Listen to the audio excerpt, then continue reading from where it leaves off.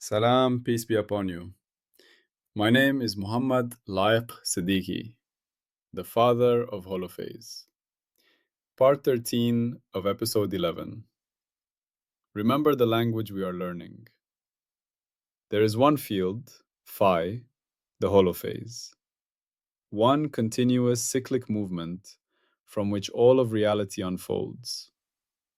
When phi begins to change, its first derivatives appear, and with them, the three dimensions show themselves at once.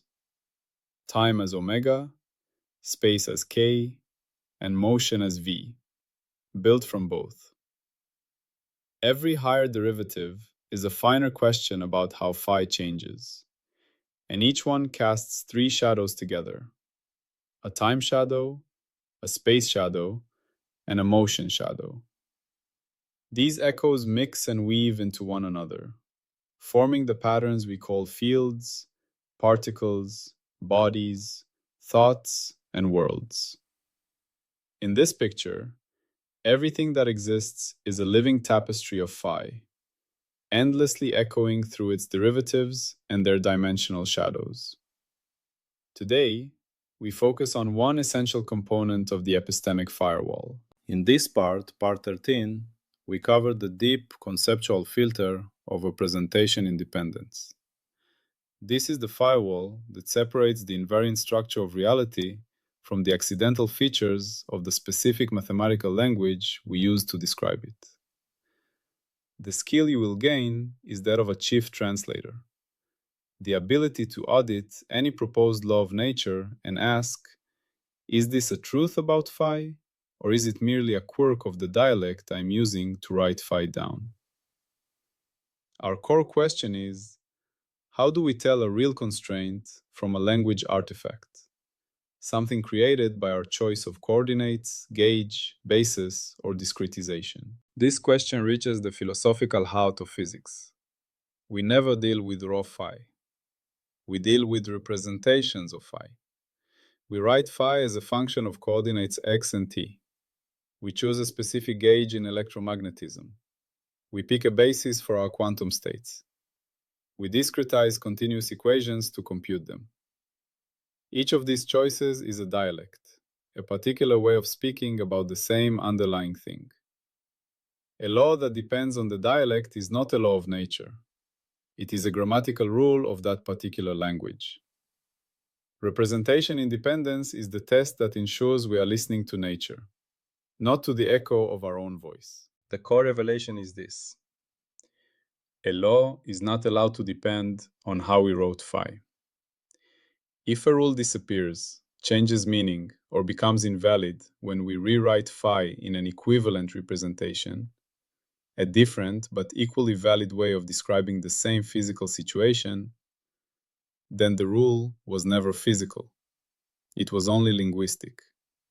It was a feature of the map, not a feature of the territory. Let's formalize this. Consider a candidate constraint, a grammar G. It is a condition on phi and its derivatives. G, phi, do phi, minus phi equals 0. Now consider a transformation T that takes our original representation of phi and produces a new, equivalent representation. This transformation could be a change of coordinates, from Cartesian, x, y, z, to spherical, r, theta, phi. It could be a gauge transformation, adding the gradient of a scalar function to the electromagnetic potential. It could be a change of basis in a vector space. It could be a different discretization scheme for a numerical simulation. The transformation T is allowed if it does not change the physical content, if it merely relabels or reorganizes the same underlying phi pattern in a consistent way. Now apply T to our entire description. The field becomes T of phi. The derivatives transform accordingly. We then ask, does the constraint still hold in the new representation? That is, does G of T of phi is equal to 0 have the same physical meaning as G of phi is equal to 0? If yes, the rule G is representation independent. It is a candidate for a real law. If no, if the constraint is violated or its meaning fundamentally alters, then G fails. It was tied to the original dialect. The audio equation for this test is a statement of invariance. A rule G is representation independent if, for all allowed transformations T, G of phi is equal to 0 implies G of T of phi is equal to 0, where the 0 means the same physical condition. This is not merely a mathematical nicety. It is the firewall's strict audit. Why is this necessary? The failure mode it prevents is the mistake of attributing physical reality to a mere convenience of notation or calculation. This error has trapped thinkers for centuries. It leads to debates about the true simultaneity, the real gravitational potential, or the fundamental basis, when these concepts are often representation dependent. By enforcing representation independence, the firewall dissolves pseudo-problems and forces us to seek the invariant core. It ensures that the laws we discover are about the behavior of phi, not about our descriptive choices. To understand this, consider an analogy from the rich linguistic tapestry of Afghanistan. Imagine a profound piece of wisdom, a proverb about courage and patience, originally spoken in Pashto. Dazra dazra peda kavalai, dazra dazra maravalai. Heart gives birth to heart kills heart. This is a representation of a concept, a specific pattern of meaning encoded in the sounds and grammar of Pashto. Now, we wish to test if the core constraint, the wisdom itself, is independent of its linguistic representation. We perform the translation test. We translate it into Dari. Del del ra mi zayad, del del ra mi koshad. We translate it into Uzbek. Yurak yurakni tuğladı, yurak yurakni oldradı. We translate it into English. The heart gives birth to the heart kills the heart. The representation transformations here are the translations, the changes from one linguistic dialect to another. They are allowed if they are accurate, preserving meaning. Now, we audit the rule or the wisdom G. Does the core insight, the paradoxical relationship between nurturing and destructive aspects of inner strength, survive these transformations? In each new language, does the translated sentence still convey that same essential invariant relationship? If yes, then the wisdom is representation independent. It is a truth about the human condition, not a quirk of Pashto grammar or phonetics. If the meaning becomes nonsense or changes fundamentally in a correct translation, then it was never deep wisdom. It was just a play on words specific to Pashto. In this analogy, phi is the underlying human experience or truth. The Pashto, Dari, Uzbek, and English sentences are different representations T of phi. The rule G is the extracted meaning. The firewall of good translation is the insistence that true meaning must survive competent translation. Similarly, in physics, true law must survive competent mathematical translation between equivalent representations. Now, what is the formal meaning in holophase terms, specifically through the lens of the triunity? Our representations directly affect how we describe omega, k, and v. We can reparameterize time. We can use seconds, hours, or a dimensionless variable. We can shift the zero of time. A true time constraint, like a periodicity or a rate law, must survive this relabeling. If a rule says the event happens at t equals 5 seconds, but that 5 changes if you start your clock earlier, the rule is representation dependent. A canonical rule would say the event happens 5 seconds after the trigger pulse, where trigger pulse is an invariant reference. We can change spatial coordinates, Cartesian to polar, or to any smooth, invertible coordinate system. We can change the basis vectors we use to describe a field. A true spatial constraint, like a symmetry or a conservation law, must survive this change. A rule that says the gradient is 0 in the x direction might fail in rotated coordinates if it's not actually expressing an invariant directional derivative.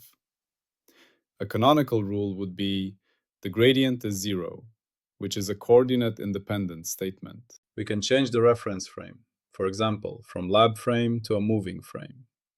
This mixes omega and k descriptions. A true dynamical constraint, a rule about motion and propagation, must survive this change. Newton's second law in its simple form, F equals md squared x by dt squared, fails this test under coordinate transformations that include accelerations. It is not representation independent. The canonical, covariant form of mechanics, or Einstein's equations, are designed to survive such transformations. A true rule preserves the relationship between omega, k, and v, even if each echo is individually relabeled by our choice of representation. The invariant is the relational structure. Let's connect this to energy as tele. Energy is a bookkeeping output derived from the omega k-v coherence. Therefore, a critical test emerges. If the numerical value or functional form of energy changes when you change to an equivalent representation, your energy was a bookkeeping convention, not a real invariant tally. For example, in classical mechanics, the value of kinetic energy depends on your choice of inertial reference frame. This tells us that the specific number is representation-dependent, conventional. However, the law of conservation of energy, when properly formulated to include all forms, like potential energy that also transforms, can be representation-independent. The fact of conservation is canonical. A specific numerical value in a specific frame is not. The firewall demands we distinguish between the invariant conservation principle and the conventional energy value. Think of it like the accounting for a business that operates across borders. The invariant tally is the real economic health, the purchasing power or net asset value. The representation-dependent numbers are the account balances in different currencies: Afghanis, dollars, euros. If you simply report a balance of 1 million Afghanis, that number changes if you convert to dollars, a representation change. A savvy auditor, the firewall, doesn't just look at the number in one currency. He asks for the invariant measure, perhaps the net asset value in a stable international accounting standard. He ensures that the profit rule, for example, profit greater than zero, holds true regardless of which currency ledger you use to calculate it, after correct conversion. If a company appears profitable only when accounts are kept in Afghanis, but is loss-making in dollars, the profitability is a linguistic illusion of the Afghanis ledger, not a real economic invariant. The operational interpretation of this firewall function is the theoretical practice of constructing covariant or gauge invariant formulations.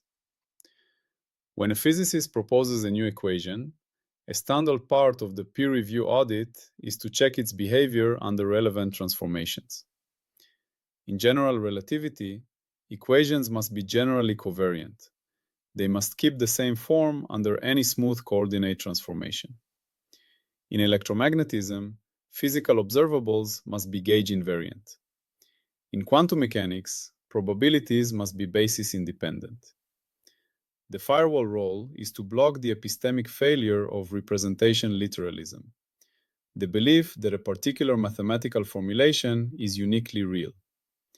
It prevents fights over which gauge is the true one or which coordinate system reveals reality. It reminds us that the universe does not care if we use Cartesian or polar coordinates. It only cares about the invariant relationships that all valid coordinate systems agree on. Let's state clearly what assumptions are allowed and forbidden. Allowed. You may choose any convenient, consistent representation to discover or calculate a rule. You may work in a specific gauge or coordinate system to simplify problems. Forbidden. You may not claim that a feature of your chosen representation is a fundamental law of physics if it vanishes or changes under an allowed transformation to an equivalent representation.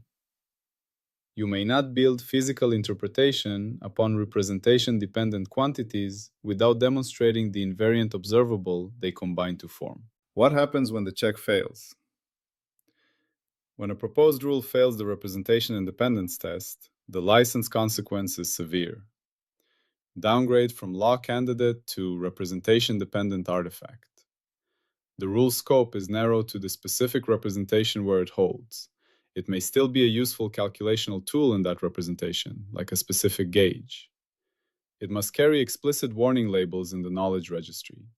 Valid only in Coulomb gauge, or holds only in Cartesian coordinates with origin at the center. It is barred from being considered a fundamental constraint of phi. Now, we must state the explicit prediction and falsification. Prediction. If a rule is real, a true constraint of phi, then after you rewrite the description using an allowed transformation, change coordinates, gauge, basis, discretization, the same constraint relation between the measured rhythms, omega, patterns, k, and flows, v, will still be recoverable within uncertainty. The physical predictions derived from the rule will be unchanged. Falsification condition. If the rule only works in one representation, if it holds in one coordinate chart but not another covering the same physical region, under one gauge choice but not another, with one discretization but not another converging to the same continuum, then it fails representation independence. The falsifying observation is breakdown under an allowed transformation. This exposes the rule as a linguistic artifact. A profound historical example is the concept of the luminiferous ether. In the late 19th century, Maxwell's equations for electromagnetism were written in a form that seemed to imply a preferred frame of rest, the frame of the ether. This rule, that light speed is only relative to the ether, was tied to a specific representation of the equations. When Einstein rewrote the laws in a representation-independent form, the covariant form of special relativity, the ether frame rule vanished. It was shown to be a representation-dependent feature of the old dialect.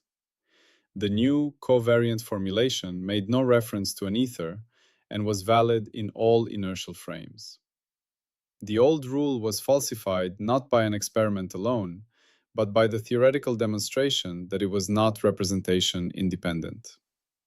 Experiments like Michelson-Morley provided the crucial data that forced this translation. Now, let's explore an Afghanistan-inspired analogy that ties together the triunity and representation change in a physical context. Consider the rule governing the optimal time for harvesting a particular alpine herb, asafoetida, in the mountains of Ghazni. The quality of the resin depends on a precise relationship between temperature, which affects metabolic rates, an omega scale process, sunlight angle and duration, a K-scale pattern of spatial radiation, and the timing of the late spring snowmelt, a V-scale process of the retreating snowline. A local farmer has a traditional rule G passed down in a specific representation. Harvest when the shadow of the Great Peak touches the third cairn on the east ridge at the hour of the afternoon prayer. This is a precise operational rule tied to a specific coordinate system, the peak, the cairns, and a specific clock, prayer time. Now, we, as epistemic auditors, wish to test if this rule captures an invariant relationship between the plant's physiology and its environment, or if it is merely a linguistic artifact of this particular mountain's landmarks and daily rituals. We perform the translation test. We seek equivalent representations. Representation 2, meteorological. We translate the rule into soil temperature and degree day units. Harvest when the 10 centimeter soil temperature has averaged 15 degrees Celsius for 10 consecutive days after snowmelt. Representation 3, phenological. We translate it into observations of other species. Harvest when the arca, juniper pollen, is released and the gandana, wild onions, have flowered. Representation 4. Calendrical. We use a solar calendar. Harvest between June 15 and June 25th. Each of these is a transformation T of the original description.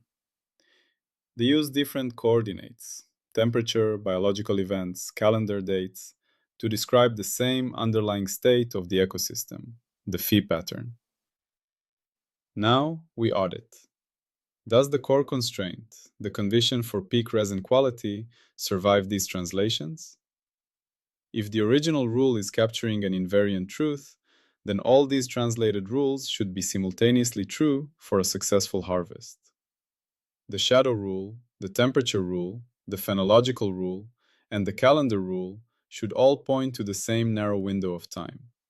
Their predictions should agree within the uncertainty of a few days. If, however, the shadow rule points to a date, but the soil temperature rule points to a week later, and the plants flower a week earlier, then the original shadow rule is representation dependent.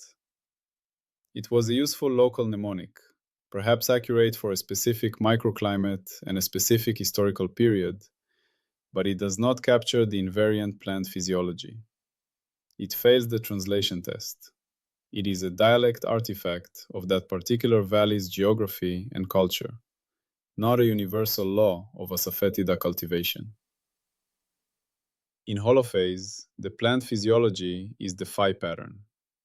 The shadow, temperature, phenological, and calendar rules are different mathematical representations trying to capture a constraint G on that pattern.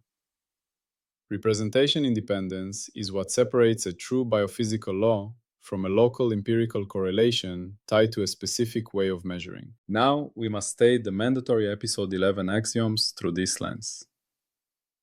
Rules do not become real by elegance, consensus, or tradition.